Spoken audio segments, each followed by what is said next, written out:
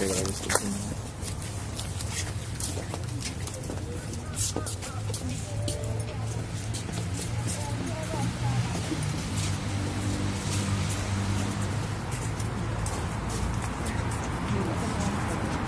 El cementerio de Mezquitán es inaugurado el 2 de noviembre de 1896. Un día anterior cerró completamente la labor el cementerio de Santa Paula de Belén. Vamos a comenzar con una historia en dos partes, pero voy a contarles la segunda parte. De su lado derecho vemos el mural que corresponde a la historia de aquella carrera por ganar el primer sepelio en el Panteón de Mezquitán. Observamos lo que es el carruaje y lo que es la comitiva funeraria del señor Hans Jacques. De su lado izquierdo vemos la comitiva y hace pocos días descubrimos, revisando el archivo original, el primer libro de registro del cementerio, la señora Pomposa Ortega. Por mucho tiempo se consideró una persona masculina, un muchacho, un niño, pero resulta que el segundo inhumado en el cementerio es una señora Pomposa Ortega. El cementerio de Mezquitán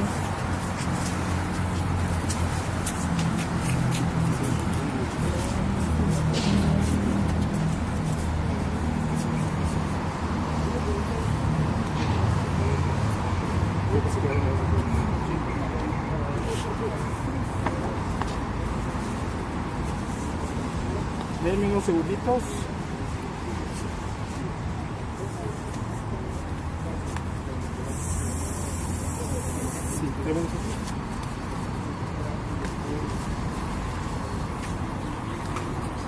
Bueno, en lo que me traen las imágenes, les comento que hace exactamente año y medio comenzó la aventura Panteón de Mezquitán, personajes y leyendas, que no es otra cosa más que destacar todos aquellos que han sido enterrados, que destacaron en sus ámbitos tanto eclesial, militar, civil, comercial. Tenemos poco más de 6,000 personajes inhumados actualmente. Poca parte de ellos han sido trasladados a la rotonda de los Jaliscienses Ilustres,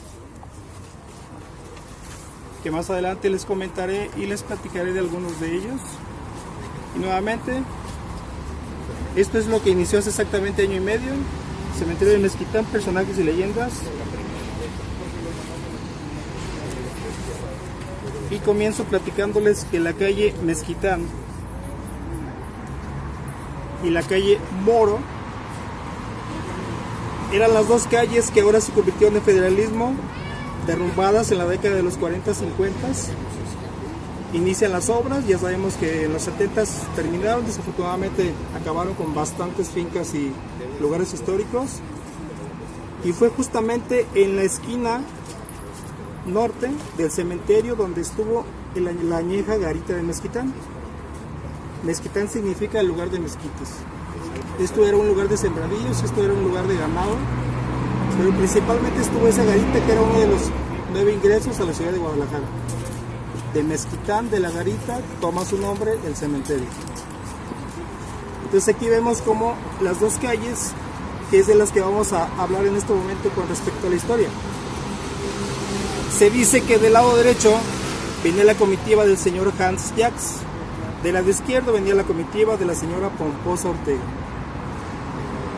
3 días antes, el municipio de Guadalajara manda una convocatoria, manda un premio, manda un comunicado que el primer inhumado en el cementerio de Mezquitán va a ser completamente gratis y su propiedad a perpetuidad sin ningún costo.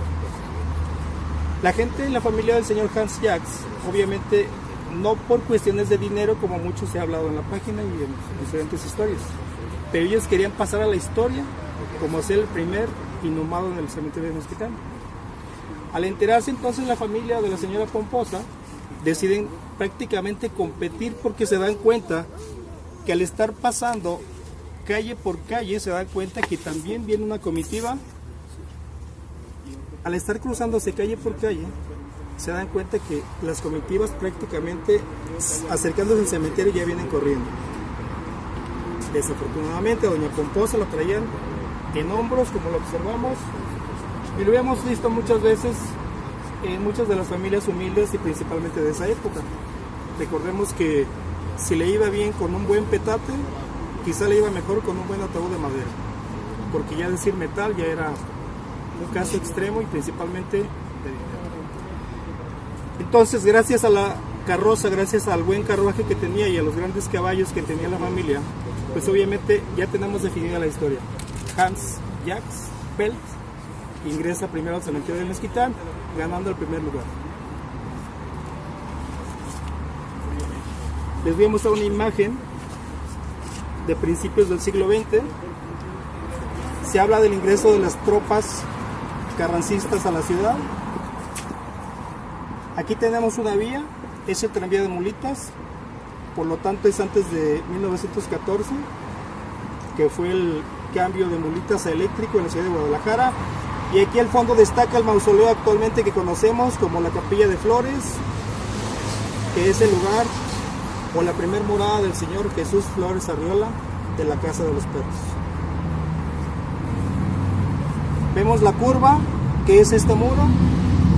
Vemos los muros originales. Obviamente estamos hablando de que la calle aún no se dividía, aún seguía teniendo terreno propietario este terreno. Entonces estamos hablando aproximadamente en 1912-1913 esta fotografía. En la década de los 50, con las reformas, con los cambios arquitectónicos en la ciudad, se decide ampliar la actual calle Enrique Díaz de León, la vieja calle de Tolsa. Entre las ramas, en la foto original obviamente esta está ampliada, no nos da una buena expectativa de las cruces y las tumbas y las criptas que aún están y se quedaron enterradas. Estos son féretros, son restos óseos que sacaron para lo que fue el entubado en la avenida. Todo lo demás, por órdenes gubernamentales, se quedó enterrado. Porque estamos hablando que detrás de este muro está el terreno con poco más de 9.500 cadáveres de la pandemia en 1918, aquella epidemia española que acabó con bastantes jaliscienses, tapatíos y bastante visitante y extranjero que radicaba en Guadalajara. Entonces, con esta historia les doy la bienvenida. Miguel Ángel Mendoza a sus órdenes, Panteón de Mezquitán, personajes y leyendas. Adelante. Y muchos años se acostumbró a llamar a todos los sepultureros con sonidos de campana, porque estamos hablando de una extensión de poco más de 25 hectáreas. ¿Cómo les íbamos a hablar? Pues obviamente creo que chiflando no nos iba a dar el pulmón. Entonces tenemos la campana original de 1896, aquella que tocó, aquella que se escuchó para recibir al primer inquilino y a los pocos minutos a la señora Pomposa. Posteriormente, a la década de los 50, 1952 aproximadamente, se funde una nueva campana que desafortunadamente tuvo el mismo fin. Extrañamente, a los pocos golpes, la campana también se cortó. La campana anterior obviamente está en resguardo. Esta original estuvo en resguardo muchos años. Realmente no se conocen fotografías ni en internet ni en Facebook, y prácticamente a días de haberla sacado a la luz pública es que se va a conocer. Voy a presentar al administrador del cementerio que nos acompaña el día de hoy, licenciado Luis Ramón.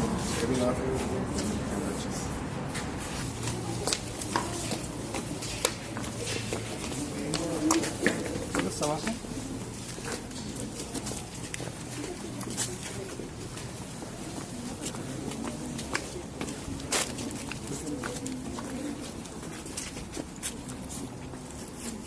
Comenzaré platicándoles del padre Bernal.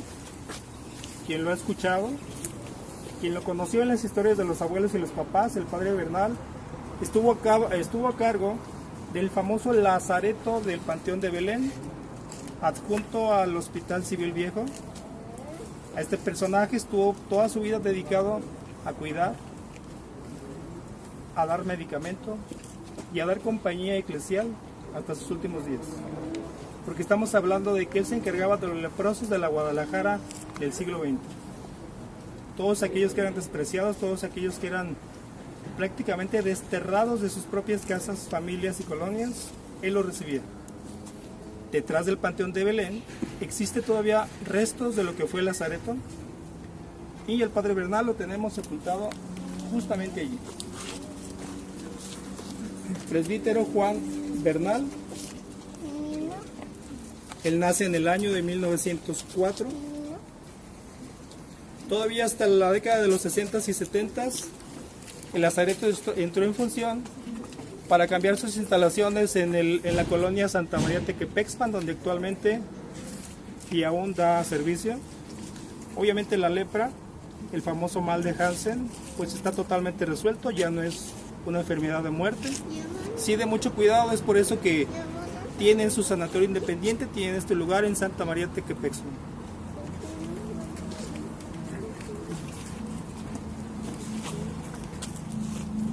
Si nos da tiempo al final del recorrido, les voy a mostrar la última morada de un gran personaje que fue también título de una película. Rodolfo Álvarez del Castillo, el famoso Remington de la Guadalajara de la década de los 30s y 40s. Este señor no andaba en la calle simplemente como cualquier mortal. Él traía de 1, 2 y hasta 3 armas fajadas en el cinto. Él fue gallero, él fue un jugador. Prácticamente su vida fue dedicada a eso. Y viniendo de una de las mejores familias, Álvarez del Castillo, sabemos que nunca se preocupó por qué hacer de su vida. Está al final de este pasillo, aproximadamente 40 metros. Y recuérdenmelo, si a mí se me olvida al final del recorrido, visitarlo. Continuamos.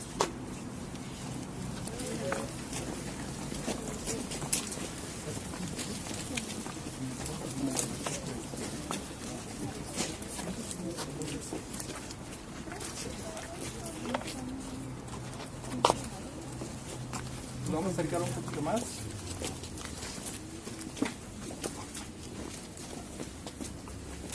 Aquí yacen muchos de los gobernadores. Es un área que fue dedicada para grandes personajes en este cambio arquitectónico, en este cambio histórico de la Guadalajara de principios del siglo XX.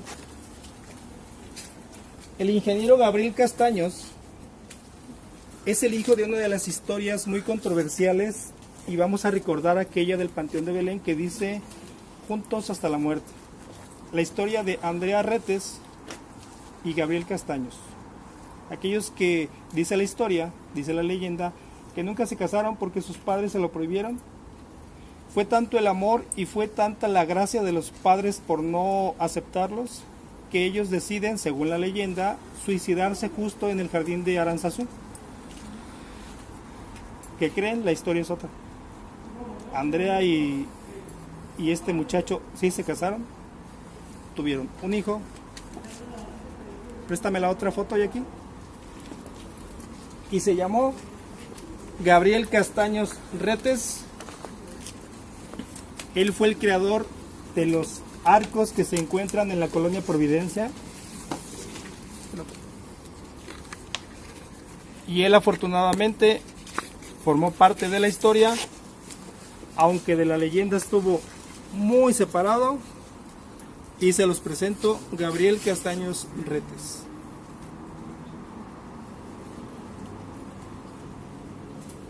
Mucho de lo que les voy a presentar hoy, mucho de lo que les voy a platicar, también les voy a presentar al personaje. Nuestra intención obviamente es saber quién está, saber cómo fue, saber qué aspecto tenía, porque muchas veces de la historia a la realidad hay bastante distancia. Este es uno de los mausoleos más importantes de las familias más adineradas, más acaudaladas y socialmente en Guadalajara. Se trata de la familia Remus. La gran finca de la familia Remus la vemos actualmente convertida en un negocio de hamburguesas en la calle de Colón y Juárez, justo enfrente de donde estuvo aquella vieja ferretería La Palma, que es 3 niveles. Actualmente abajo son hamburguesas, pero fue media manzana, porque donde está actualmente también las tiendas de electrónica. Todo eso fue la gran finca de la familia Ramos. Gabriel Castaños también se casó con una descendiente Ramos, entonces es una de las familias más importantes y de las cuales vamos a ver bastantes personajes el día de hoy. De este lado tenemos otra historia muy controversial llamada justamente Morir dos veces. El señor Joaquín Cástulo Cuesta Gallardo fue descendiente de una de las mejores familias de hacendados, principalmente de la hacienda de Atequiza. Quien conoce Ixtlahuacán, es una de las mejores haciendas, y tan mejores haciendas que el propio Miguel Hidalgo escogió en un diciembre de 1810, para llegar con su tropa de poco más de 65,000 elementos, comer ellos y comer sus animales. El señor Joaquín Cuesta tiene una historia muy especial, porque este señor estuvo en problemas gracias a su hermano, el ex gobernador Manuel Cuesta Gallardo. ¿Por qué estuvo en problemas? Porque por defender el apellido y defender la gracia y obra de toda su fortuna, pues obviamente invirtieron su vida en él. A este señor los revolucionarios lo traen al cementerio de Mezquitán, en los muros que en un momento vamos a conocer. De su lado posterior todavía existen muchos de los orificios, estoy hablando del muro perimetral, muchos de los orificios en los cuales bastantes cristeros, bastantes revolucionarios y mucha gente trajeron a fusilar. Uno de ellos fue Joaquín Cástulo.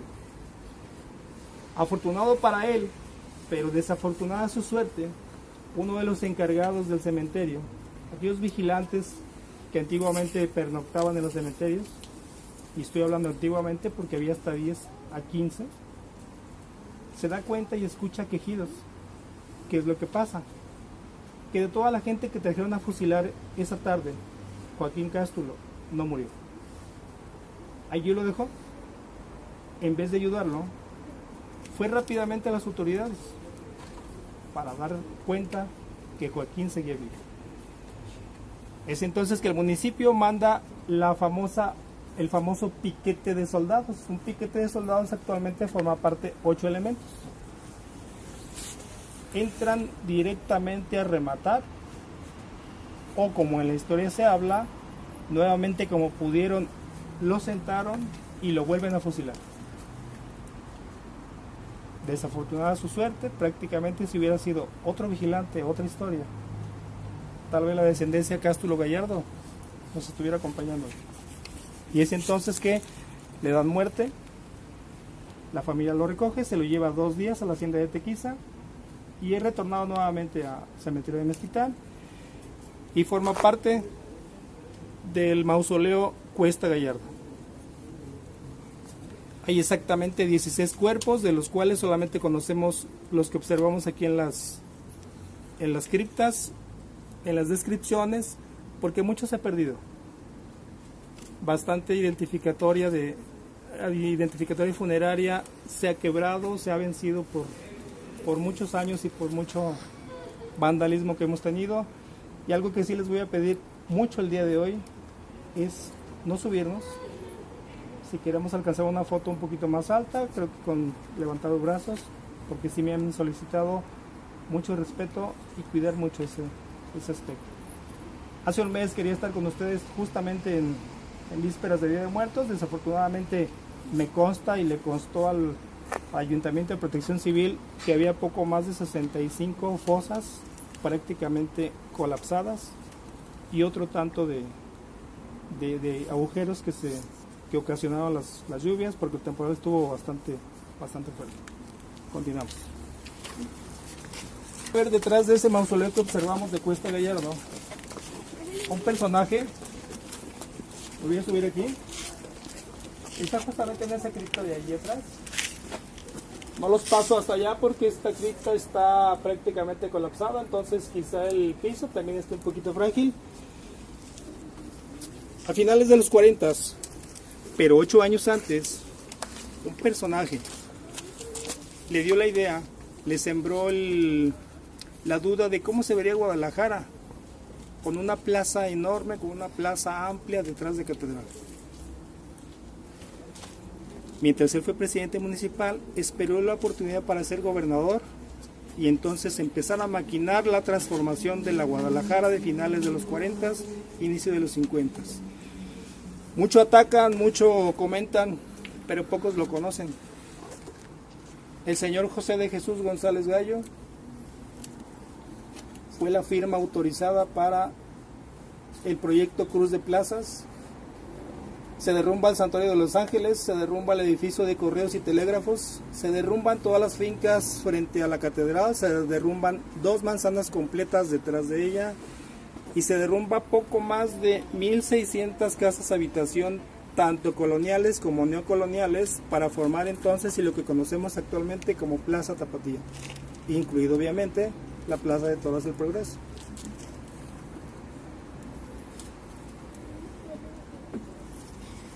Interesante la aventura del señor. Desafortunadamente hubo cambios de arquitectos, hubo cambio de ingenieros, porque uno de ellos, que les platicaré más adelante, dijo: yo no tumbo templos católicos porque yo soy bautizado. Entonces él se separa del proyecto y deja entonces en manos de otro gallo más grande que él y dice: yo sí, y con la lana que me están dando, no solo el santuario, porque el edificio de correos estaba para un gran museo. El museo regional iba a tener otro fin, gubernamental. Pero se aprovecha entonces, pues, si ya derrumbas el santuario, llévate también el edificio. Ya está muy viejo, no vale. Ya no hay nada que hacer. Hacemos uno nuevo. Y actualmente ahí tenemos la rotonda de los jaliscienses ilustres.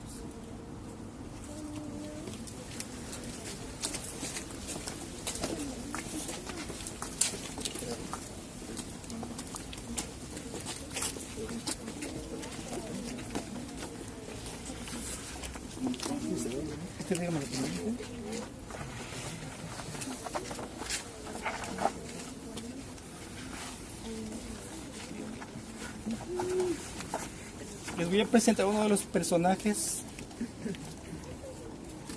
con una extraordinaria historia y vida, como pocos mexicanos y como pocos personajes de la historia. El licenciado Jesús López Portillo y Serrano, de una de las mejores familias importantes en la Guadalajara. Ellos vivieron en la calle del Liceo y la calle de Juan Manuel. Actualmente es el museo, Casa Museo López Portillo.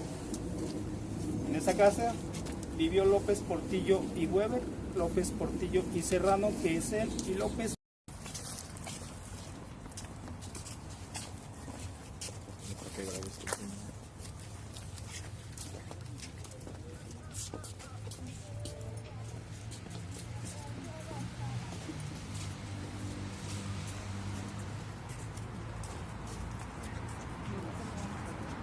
El cementerio de Mezquitán es inaugurado el 2 de noviembre de 1896.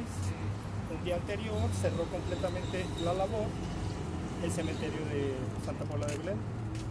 Vamos a comenzar con una historia en 2 partes, pero voy a contarles la segunda parte. De su lado derecho vemos el mural que corresponde a la historia de aquella carrera por ganar el primer sepelio en el Panteón de Mezquitán. Observamos lo que es el carruaje y lo que es la comitiva funeraria del señor Hans Jacks. De su lado izquierdo vemos la comitiva, y hace pocos días descubrimos, revisando el archivo original, el primer libro de registro del cementerio, la señora Pomposa Ortega. Por mucho tiempo se consideró una persona masculina, un muchacho, un niño, pero resulta que el segundo inhumado en el cementerio es una señora Pomposa Ortega. El cementerio de Mezquitán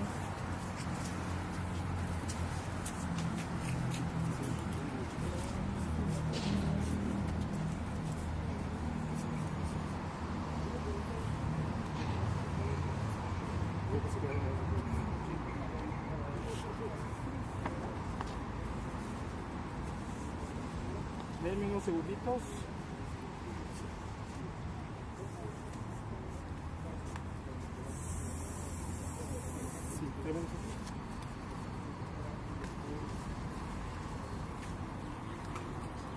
Bueno, en lo que me traen las imágenes, les comento que hace exactamente año y medio comenzó la aventura Panteón de Mezquitán, personajes y leyendas, que no es otra cosa más que destacar todos aquellos que han sido enterrados, que destacaron en sus ámbitos tanto eclesial, militar, civil, comercial. Tenemos poco más de 6,000 personajes inhumados actualmente. Poca parte de ellos han sido trasladados a la rotonda de los Jaliscienses Ilustres, que más adelante les comentaré y les platicaré de algunos de ellos. Y nuevamente, esto es lo que inició hace exactamente año y medio, Cementerio de Mezquitán, personajes y leyendas. Y comienzo platicándoles que la calle Mezquitán y la calle Moro eran las dos calles que ahora se convirtieron en federalismo, derrumbadas en la década de los 40-50. Inician las obras, ya sabemos que en los 70 terminaron, desafortunadamente acabaron con bastantes fincas y lugares históricos. Y fue justamente en la esquina norte del cementerio donde estuvo la añeja garita de Mezquitán. Mezquitán significa el lugar de mezquites. Esto era un lugar de sembradillos, esto era un lugar de ganado, pero principalmente estuvo esa garita que era uno de los 9 ingresos a la ciudad de Guadalajara. De Mezquitán, de la garita, toma su nombre el cementerio. Entonces aquí vemos como las dos calles, que es de las que vamos a hablar en este momento con respecto a la historia. Se dice que del lado derecho venía la comitiva del señor Hans Jacks, de la de izquierda venía la comitiva de la señora Pomposa Ortega.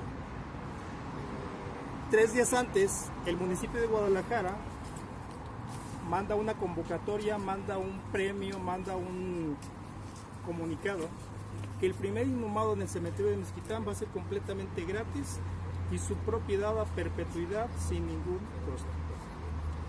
La gente, la familia del señor Hans Jacks, obviamente no por cuestiones de dinero como mucho se ha hablado en la página y en diferentes historias, pero ellos querían pasar a la historia como ser el primer inhumado en el cementerio de Mezquitán.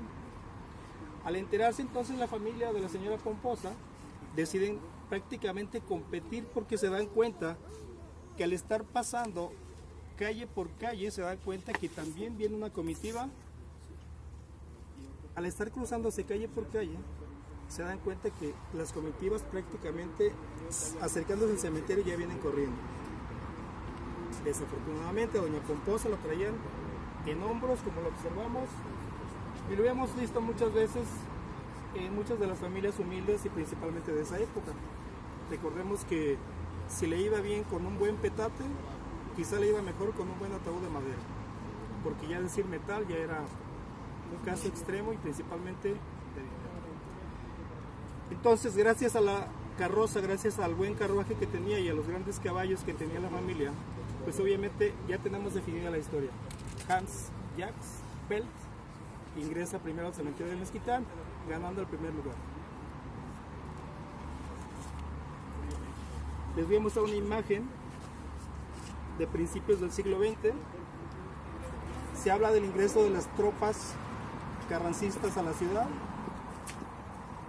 Aquí tenemos una vía, es el tranvía de mulitas, por lo tanto es antes de 1914, que fue el cambio de mulitas a eléctrico en la ciudad de Guadalajara. Y aquí al fondo destaca el mausoleo actualmente que conocemos como la Capilla de Flores, que es el lugar o la primer morada del señor Jesús Flores Arriola de la Casa de los Perros. Vemos la curva, que es este muro. Vemos los muros originales. Obviamente estamos hablando de que la calle aún no se dividía, aún seguía teniendo terreno propietario este terreno. Entonces estamos hablando aproximadamente de 1912-1913 esta fotografía.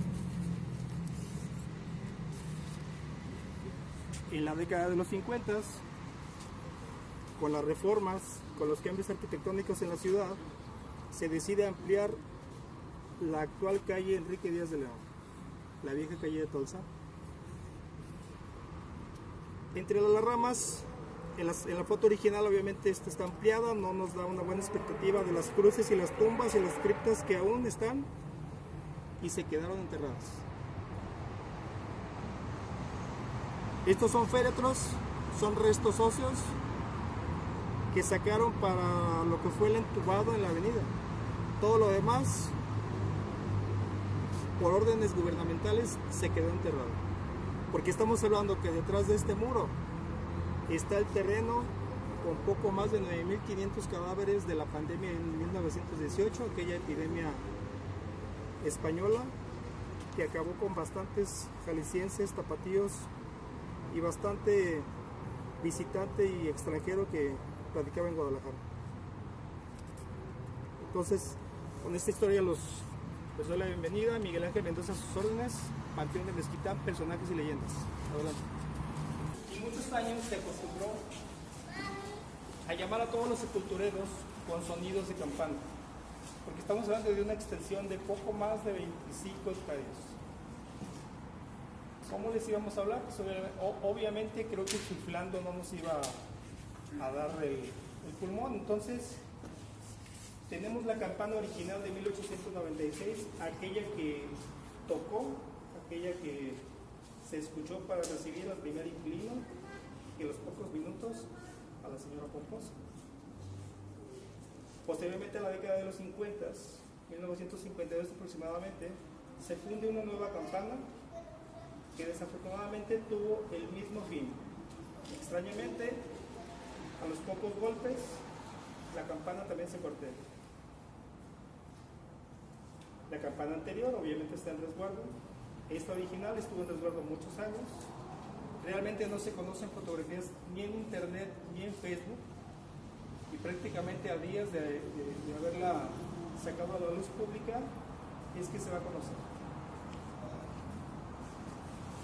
Voy a presentar al administrador del cementerio que nos acompaña el día de hoy, licenciado Luis Ramón.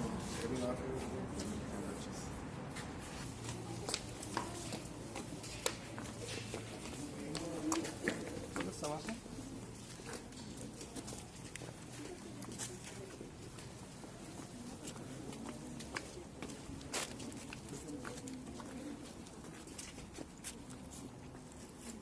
Comenzaré platicándoles del padre Bernal, quien lo ha escuchado, quien lo conoció en las historias de los abuelos y los papás. El padre Bernal estuvo a cargo del famoso lazareto del Panteón de Belén, adjunto al Hospital Civil Viejo. A este personaje estuvo toda su vida dedicado a cuidar, a dar medicamento y a dar compañía eclesial hasta sus últimos días. Porque estamos hablando de que él se encargaba de los leprosos de la Guadalajara del siglo XX. Todos aquellos que eran despreciados, todos aquellos que eran prácticamente desterrados de sus propias casas, familias y colonias, él los recibía. Detrás del Panteón de Belén existe todavía restos de lo que fue el lazareto, y el padre Bernal lo tenemos sepultado justamente allí. Presbítero Juan Bernal. Él nace en el año de 1904.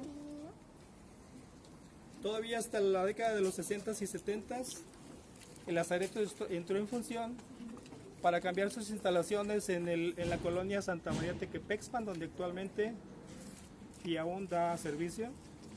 Obviamente la lepra, el famoso mal de Hansen, pues está totalmente resuelto, ya no es una enfermedad de muerte. Sí, de mucho cuidado, es por eso que tienen su sanatorio independiente, tienen este lugar en Santa María Tequepexpan.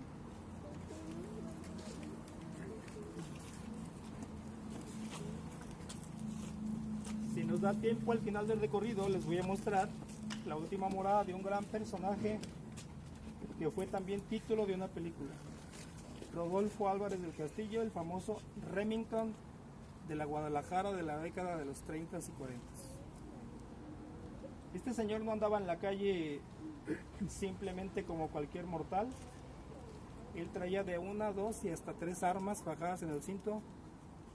Él fue gallero, él fue un jugador. Prácticamente su vida fue dedicada a eso. Y viniendo de una de las mejores familias, Álvarez del Castillo, sabemos que nunca se preocupó por qué hacer de su vida. Está al final de este pasillo, aproximadamente 40 metros. Y recuérdenmelo, si a mí se me olvida al final del recorrido, visitarlo. Continuamos.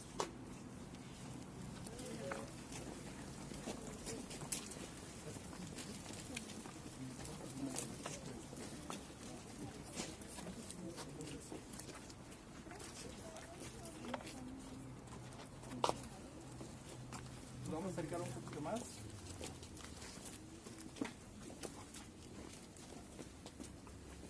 Aquí yacen muchos de los gobernadores. Es un área que fue dedicada para grandes personajes en este cambio arquitectónico, en este cambio histórico de la Guadalajara de principios del siglo XX.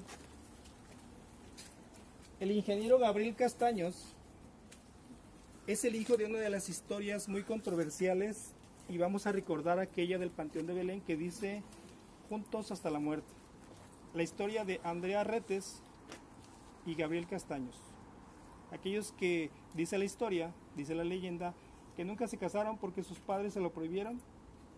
Fue tanto el amor y fue tanta la gracia de los padres por no aceptarlos, que ellos deciden, según la leyenda, suicidarse justo en el jardín de Aranzazú. ¿Qué creen? La historia es otra. Andrea y este muchacho sí se casaron, tuvieron un hijo. Préstame la otra foto y aquí. Y se llamó Gabriel Castaños Retes. Él fue el creador de los arcos que se encuentran en la colonia Providencia. Y él afortunadamente formó parte de la historia, aunque de la leyenda estuvo muy separado. Y se los presento, Gabriel Castaños Retes.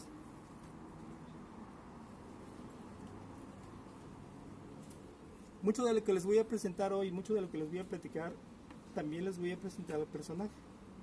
Nuestra intención obviamente es saber quién está, saber cómo fue, saber qué aspecto tenía, porque muchas veces de la historia a la realidad hay bastante distancia.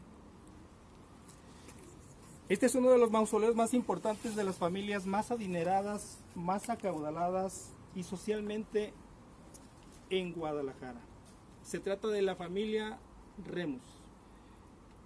La gran finca de la familia Remus la vemos actualmente convertida en un negocio de hamburguesas en la calle de Colón y Juárez, justo enfrente de donde estuvo aquella vieja ferretería La Palma, que es 3 niveles. Actualmente abajo son hamburguesas, pero fue media manzana, porque donde está actualmente también las tiendas de electrónica, todo eso fue la gran finca de la familia Remus. Gabriel Castaños también se casó con una descendiente Remus, entonces es una de las familias más importantes y de las cuales vamos a ver bastantes personajes el día de hoy. De este lado tenemos otra historia muy controversial, llamada justamente Morir dos veces. El señor Joaquín Cástulo Cuesta Gallardo fue descendiente de una de las mejores familias de hacendados, principalmente de la hacienda de Atequiza. Quien conoce Ixtlahuacán, es una de las mejores haciendas, y tan mejores haciendas que el propio Miguel Hidalgo escogió en un diciembre de 1810, para llegar con su tropa de poco más de 65,000 elementos, comer ellos y comer sus animales. El señor Joaquín Cuesta tiene una historia muy especial, porque este señor estuvo en problemas gracias a su hermano, el ex gobernador Manuel Cuesta Gallardo. ¿Por qué estuvo en problemas? Porque por defender el apellido y defender la gracia y obra de toda su fortuna, pues obviamente invirtieron su vida en él. A este señor los revolucionarios lo traen al cementerio de Mezquitán, en los muros que en un momento vamos a conocer. De su lado posterior todavía existen muchos de los orificios, estoy hablando del muro perimetral, muchos de los orificios en los cuales bastantes cristeros, bastantes revolucionarios y mucha gente trajeron a fusilar.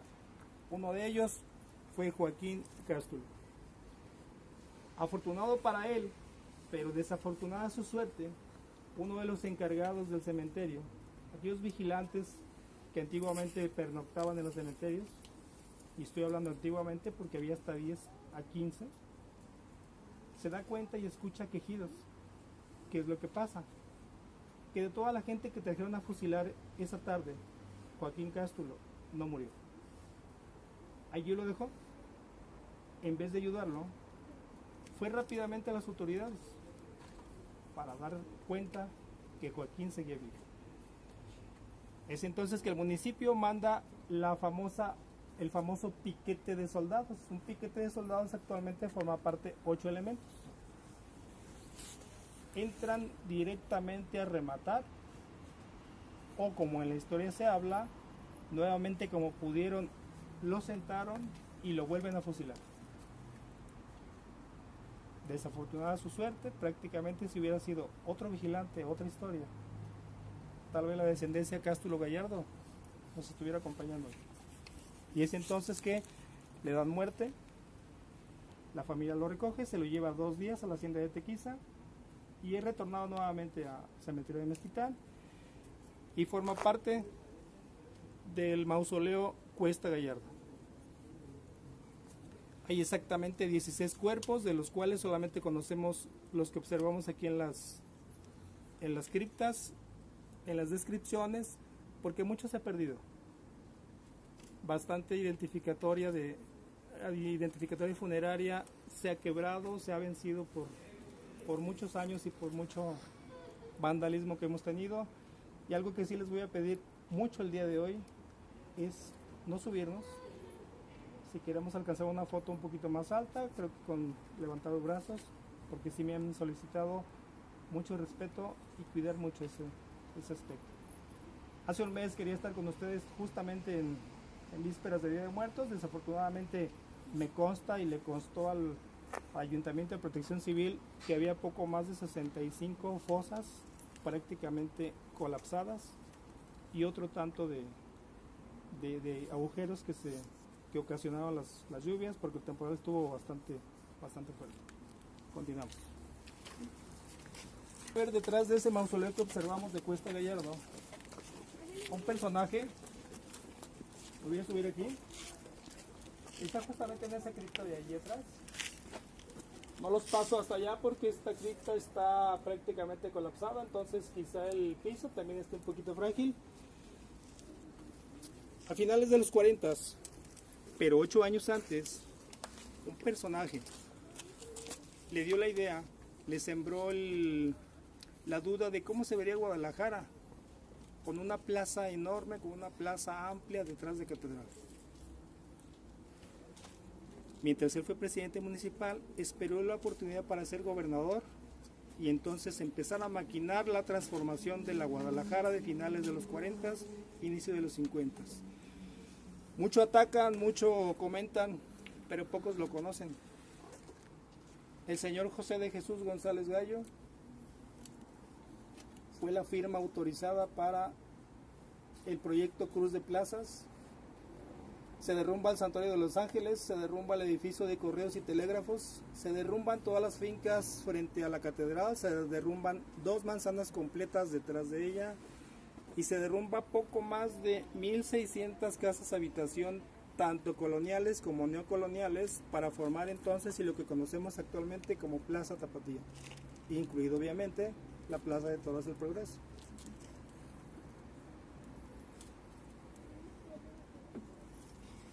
Interesante la aventura del señor.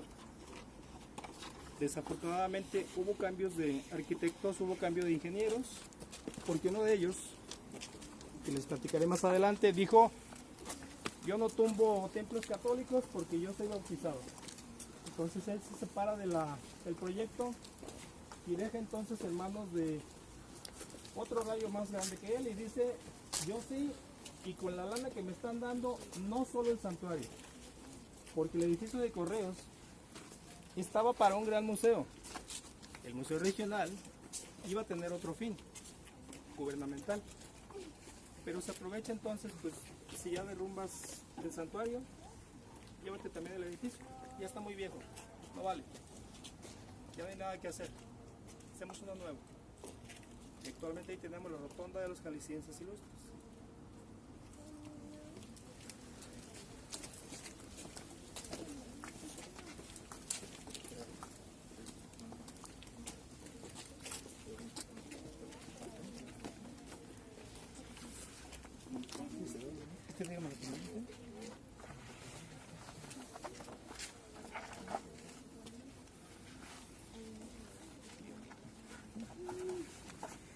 Les voy a presentar uno de los personajes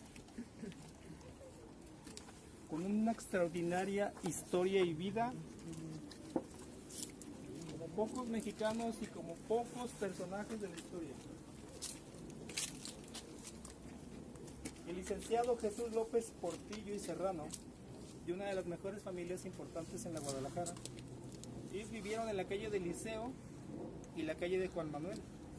Actualmente es el museo, Casa Museo López Portillo. En esa casa vivió López Portillo y Weber, López Portillo y Serrano, que es él, y López